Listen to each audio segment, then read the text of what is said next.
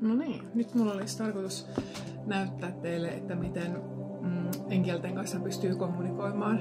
Enkelit lähettävät meille hirveästi viestejä koko ajan, jos me ollaan vaan valmiita ottamaan niitä vastaan.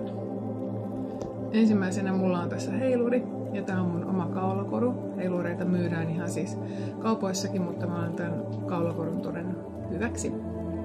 Eli sä voit kysyä heilurilta semmoisia kysymyksiä ainoastaan, joiden vastaus on kyllä tai ei. Eli nyt mä näytän esimerkkejä.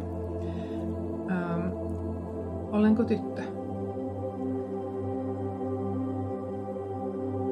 Nyt te näette, että tuo heiluri heiluu ja tuo on kyllä vastaus. Kiitos, kiitos, kiitos, kiitos. Ja seuraavaksi kysyn, olenko poika? Ja tää on sitten ei-vastaus.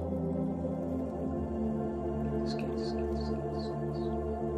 Eli tällä tavalla voit käyttää heiluria kysymyksiin. Seuraavaksi mulla on tässä tämmönen lauta. Eli tää ei ole mikään voodoo-akkoja lauta, jolla kerrotaan ihmisiä, vaan tällä voi siis ihan kommunikoida enkelten kanssa. Ja tää kannattaa puhdistaa kuun valossa ennen kuin ottaa käyttöön. Ja sitten kannattaa meditoida tämän kanssa, jotta sun oma intuitio tarttuu tähän tauluun. Ja sitten aina kun olet lakannut käyttämästä taulua, niin sanot, että kiitos ja hyvästi. Eli tässä on kirjaimia, joita voit kysellä, nimiä esimerkiksi tai muuta.